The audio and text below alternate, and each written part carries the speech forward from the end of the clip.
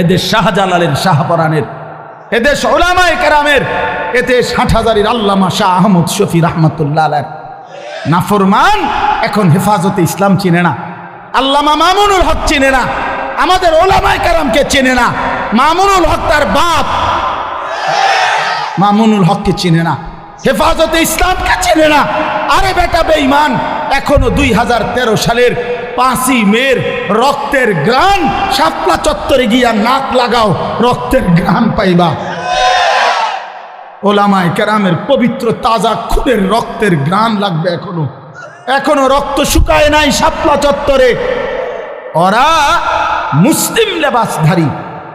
আরে কোনো কাফেরে মারলে মুসলমান মেনে নিতাম, যে নেতানিয়াহু মারছে, মুদিয়ে মারছে, ট্রাম্পে মারছে, মনটারে বুঝাইতাম।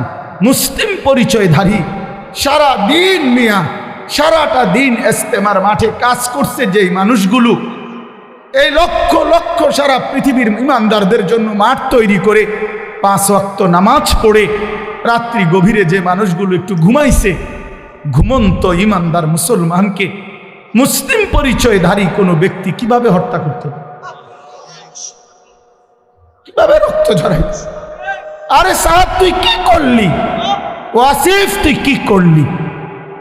করলি কি করলি? তুই ইমানদারের রক্ত ঝরাইলি কেমন? মুসলমানের রক্ত ঝরাইলা কেমন? যেই হাফেজ সাহেব তালেবে ইলমদেরকে আল্লাহর কোরআন পড়ায়, ওই হাফেজ সাহেব তো কোরআনের পৃষ্ঠা উল্টায় আঙ্গুল দিয়া, এমন পবিত্র হাফেজ সাহেবের আঙ্গুল কাইটা ফেলে দিছে। এই জন্য আপনারাও সতর্ক থাকবেন, এই ভণ্ড সাদের কোনো অনুসারী যেন নবীনগরের জমিনে না থাকে। সাবধান মুসলমান, কোন ষড়যন্ত্রকারী বাংলাদেশে তার ষড়যন্ত্র বাস্তবায়ন করতে পারবে না ইনশাআল্লাহ। আল্লাহ তাআলা আমাদেরকে তৌফিক দান করে। এই যে যুবকদের এই আশা, ইনশাআল্লাহ আপনাদের এই ব্যাপক উপস্থিতি প্রমাণ করে আল্লাহর কোরআনের জন্য এই জাতি প্রস্তুত আছে ইনশাআল্লাহ, দ্বীনের জন্য প্রস্তুত আছে ইনশাআল্লাহ। আল্লাহ তাআলা উলামায়ে কেরামের আহ্বানে আল্লাহর দ্বীনের জন্য আপনারা লড়বেন তো ইনশাআল্লাহ? হাত তুলে বলেন ইনশাআল্লাহ। লড়বেন তো ইনশাআল্লাহ? উলামায়ে কেরামের তত্ত্বাবধানে থাকবেন তো ইনশাআল্লাহ? আল্লাহ তৌফিক দান করেন, আল্লাহ কবুল করেন।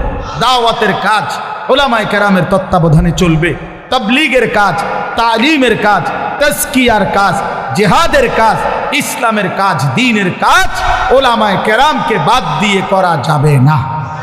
করলে হোঁচট খাবেন, করলে পিছলা খাবেন, করলে ক্ষতিগ্রস্ত হবেন, করলে দুশ্মনের খপ্পরে পড়ে আখিরাত বরবাদ করবেন। যেন অনুরোধ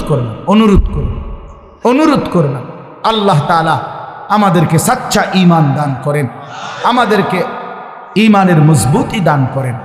ভাই বললেন মাশাআল্লাহ, আমার হুজুর বলছেন এতক্ষণ তওবার কথা, ফিরে আসার কথা। তো এক যুবক, এক ভাই যোগাযোগ করছে, সে তার জিন্দেগি পাল্টাইতে চায়। আমি তো হুজুর আলহামদুলিল্লাহ প্রতিনিয়ত অসংখ্য যুবকের চিঠি আমার কাছে আসে, চিঠি দেয়, কাগজে লিখে, মোবাইলে মেসেজ পাঠায়, আমার ঘনিষ্ঠ সাথীদের কাছে জানায়। আলহামদুলিল্লাহ প্রতিদিন বিশ্বাস করেন বাংলাদেশের যুবক ছেলেরা আল্লাহর দিকে ফিরতেছে, গুনাহ ছেড়ে দিচ্ছে ইনশাআল্লাহ। গুনায় মজা নাই, নারীর ছবি দেখতে দেখতে আর সুখ নাই, উলঙ্গ দৃশ্য দেখতে দেখতে আর সুখ নাই। অসংখ্য যুবকের চেহারা, সুরত, শরীর, যৌবন, শারীরিক ক্ষমতা, যৌবনের ক্ষমতা সব নষ্ট করে ফেলছে, সব চরিত্রহীন হইয়া বরবাদ করে দিছে। আজ দুদু অন্ধকার ছাড়া, মরিচিকা ছাড়া আর কিছুই দেখে না। এজন্য যুবক ছেলে তোমাদেরকে বলি, ভাই নষ্ট হইও না, নষ্ট হইও না। 7 জন যুবক হিম্মত করে দাঁড়াইছিল, আসহাবে কাহাফের 7 জন যুবক। আল্লাহ তাআলা তাদের ঈমান, পুরা দেশ কাফের, আর এই 7টা যুবক প্রথম ঈমানদার হয়ে দাঁড়াইছিল। আল্লাহ বলছে তোমরা ঘুম যাও, তোমাদের ঈমানে আমি আল্লাহ খুশি হলাম, তোমাদের পক্ষ হয়ে পুরা জাতির সংশোধনের কাজ আমি আল্লাহ করে দিচ্ছি। তোমরা ঘুম যাও, ঘুমাও।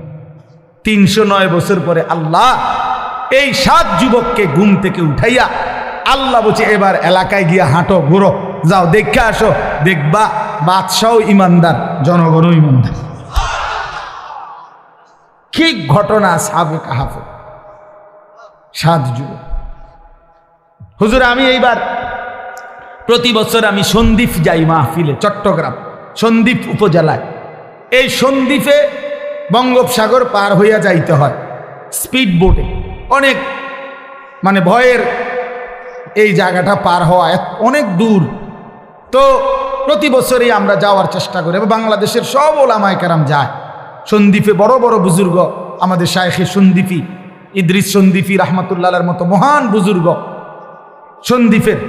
তো এই বছর গত বছর 2023 সালের অক্টোবর নভেম্বর মাসে এই একটা কারগুজারি শুনেন।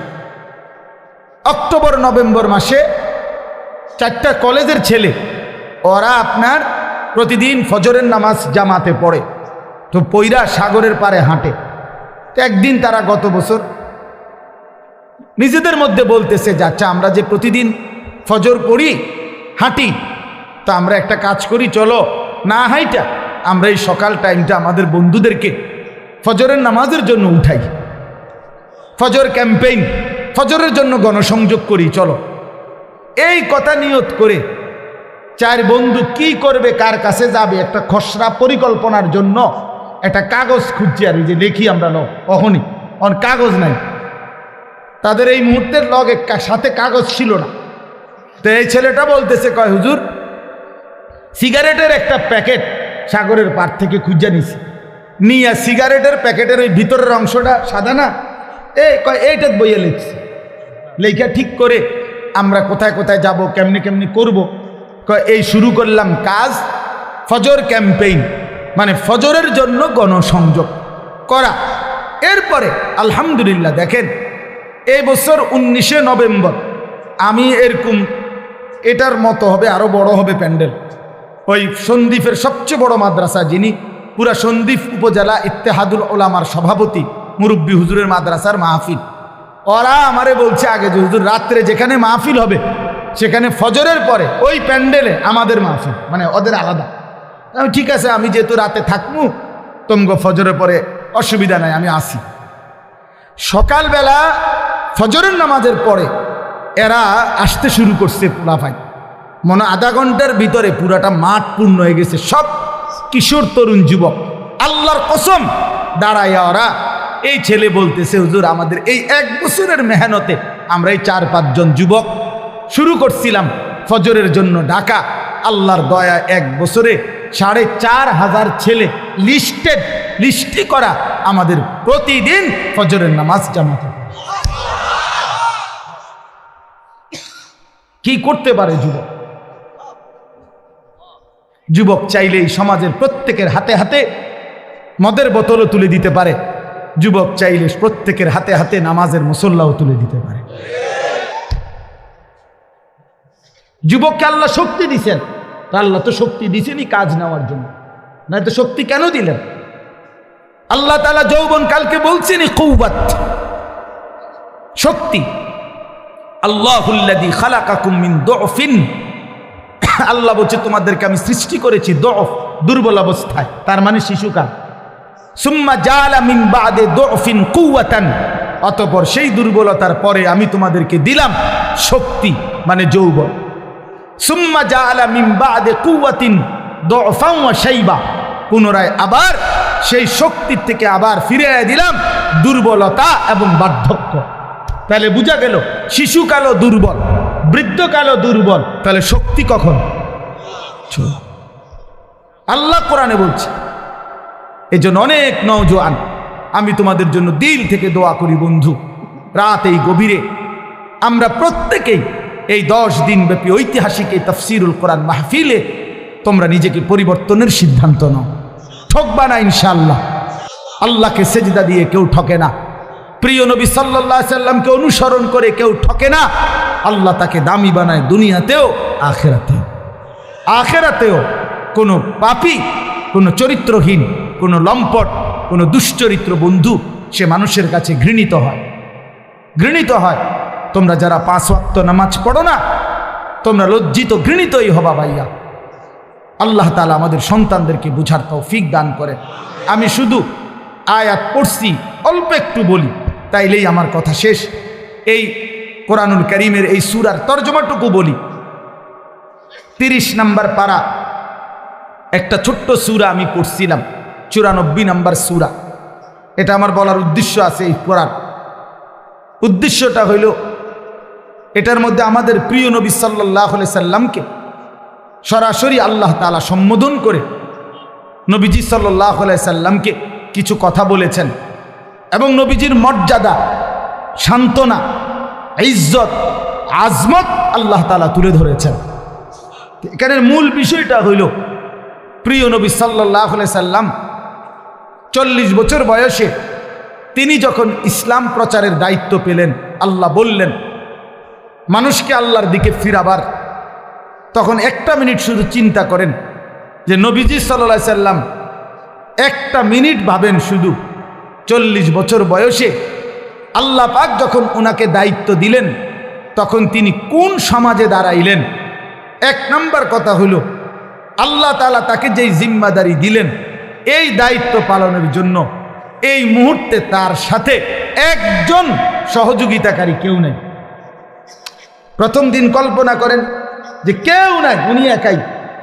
আচ্ছা, 2 নাম্বার, সমাজের ডান দিক থেকে বাম দিকে, উত্তর দিক থেকে পূর্ব, দক্ষিণ দিকে, পূর্ব থেকে পশ্চিম দিকে, অর্থাৎ এই সমাজের নবীর সমাজটা একটা জায়গায় তাকাইলে কোথাও কোনো আলো নাই, কোথাও কি নাই, মানে এই আলো না। ইনসানিয়াত, মনুষ্যত্ব বলতে, মানবতা বলতে কিচ্ছু নেই। আল্লাহ চেনে না, আখেরাত চেনে না, ইবাদত বুঝে না, মৃত্যু কি জানে না, কবর কি বুঝে না, আখেরাত বলতে কিছুই জানে না। পৃথিবীর সমস্ত অপরাধ এক কথায় যা হইতে পারে তার সব কিছু তারা তখন করতেছে, ঠিক কি না? চুরি, ডাকাতি, জিনা, ব্যভিচার, মদ, জুয়া, সুদ, ঘুষ, ধর্ষণ, নির্যাতন, লুণ্ঠন, ছিনতাই, রাহাজানি, মূর্তি পূজা, শিরিক, কুফর, সব কিছু 16 আনা। এখন এই অবস্থায় একটি গোটা পৃথিবীর মানুষকে সংশোধনের জন্য একজন রাসূলকে দায়িত্ব দেওয়া হইল। উনি যদি 1 মিনিট চিন্তা করে, হায় আল্লাহ, কোন দিক দিয়ে শুরু করবো, কেমনে শুরু করবো, বুঝামু কেমনে, কারে কমু কিতা, যেই পরিমাণ সদর বদর এটি বাইল করবো কেমনে আমি, ঠিক না কথাটা?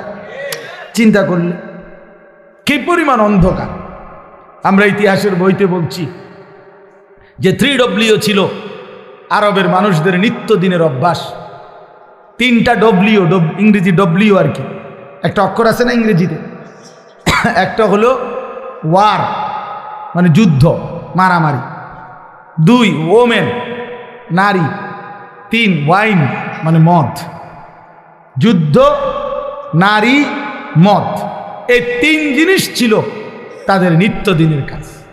মারামারি, হানাহানি, মদের আড্ডা, জুয়ার আড্ডা, নারীর আড্ডা, এই ছিল জীবন। আপনি আশ্চর্য হবেন, আমি নিজে পড়ছি এবং হুজুর মাজা খাসিরাল আলাম বিইনহিতাতিল মুসলিমিন যে বইটা, মুসলিম উম্মার পতনে বিশ্বের কি ক্ষতি হলো, সৈয়দ আবুল হাসান আলী নদভী রাহমাতুল্লাহর লিখিত সেই পৃথিবী বিখ্যাত বই। ওলামায়ে কেরামের অক্ষরে অক্ষরে বর্তমান যুগ চাহিদা অনুপাতে আমি নওজোয়ান আলেম যারা আছেন আপনাদেরকে অনুরোধ করলাম এই বইটা পড়েন, একেবারে লাইনে লাইনে পড়েন। আল্লামা আবু তাহের মিসবাহ দামাত বারাকাতুহুম আদিব সাহেব হুজুর অনুবাদ করছে, এটা পড়েন, ফায়দা হবে। 1450 বছরের ইতিহাস বুঝবেন। তো ওইখানে আছে যে এই জাহিলি সমাজে একটি মতবাদ ছিল, একজন ধর্মগুরু ঘোষণা দিছিল তখনকার সময়ে নবীজির আগমনের পূর্বে 3 জিনিসে কারো কোনো একক মালিকানা নাই, সবার সমান মালিকানা। 3টা জিনিসের মধ্যে, 1 আগুন, আগুন সবার মালিকানা, 2 পানি, 3 নারী। নাউযুবিল্লাহ, কথা বুঝেন নাই? আগুন, পানি, নারী, কারো একক অধিকার নেই। নারী যেখানেই থাকুক, যার কার এটা কোনো কথা নাই, যার যেখানে ইচ্ছা উপভোগ করবে, তার কোনো ব্যক্তি স্বাধীনতা, ব্যক্তি পরিচয় বলতে কিছু নেই। এত জঘন্য ছিল সমাজ, এত নিকৃষ্ট ছিল সমাজ। সেই সমাজটাকে পরিবর্তন করার জন্য আল্লাহ তাআলা নবী সাল্লাল্লাহু আলাইহি সাল্লামকে বলছেন। আপনি চিন্তা করে দেখেন কত বড় ভারী দায়িত্ব। আমার যদি বলে যে এই বাংলাদেশের অথবা আমার ইউনিয়নের সবই মদখোর, ফুট্টাখোর, বাবাখোর, ডাইলখোর, ইয়াবাখোর, এগুলারে ঠিক করা, তো আমার জান শেষ। এরপরে তো সুদখোর, ঘুষখোর রয়েছে আলাদাই, বাকি সিটার বাটফার তো আলাদাই আছে। শুধু বাবাখোর ঠিক করতে গেলে তো আমি দাদাখোর হয়ে যাব, আমার হায়াত শেষ হয়ে যাবে। তাইলে রাসূলুল্লাহ কথাটা খেয়ে আমি একবারে বললে ফেলবো অর্থ, শুধু প্রেক্ষাপটটা বলতেছি। নবী সাল্লাল্লাহু আলাইহি সাল্লামকে তাইলে আল্লাহ তাআলা কত বড় ভারী জিম্মাদারি দিয়েছে। শুধু আরব না, নবীজি শুধু আরবে না, গোটা পৃথিবীর সংশোধন। আল্লাহু আকবার, গোটা পৃথিবীর সংশোধনের দায়িত্ব আল্লাহ দিছেন। আচ্ছা, এই তো একটা বিষয়। তাহলে কাজটা অনেক ভারী ছিল কিনা, যথেষ্ট পেরেশানির বিষয় ছিল কিনা? আহা, কি হবে, মনে হয় যেন একটা মহাসাগরের মাঝখানে ওনারে দাঁড় করাই দিছে যে এইবার আপনি এই সাগর পাড়ি দেন। আচ্ছা, কিভাবে? নৌকা নাই, বাহন নাই, জাহাজ নাই, অর্থাৎ কেউ নাই, মনে হয় যেন এরকম ভাবে। আচ্ছা, 2 নাম্বার, একে তো দায়িত্ব দিছে, কঠিন দায়িত্ব বোঝা। এবার আল্লাহ তাআলা বলছেন আরেকটা কথা, ফাস্তাকিম কামা উমিরতা। বন্ধু সাবধান, আপনাকে যেই আদেশ করা হয়েছে, যেই দায়িত্ব মানুষের সংশোধন, আমার বান্দাদের পরিবর্তন, এটার থেকে এক সুতা, এক চুল আপনি কিন্তু নড়বেন না।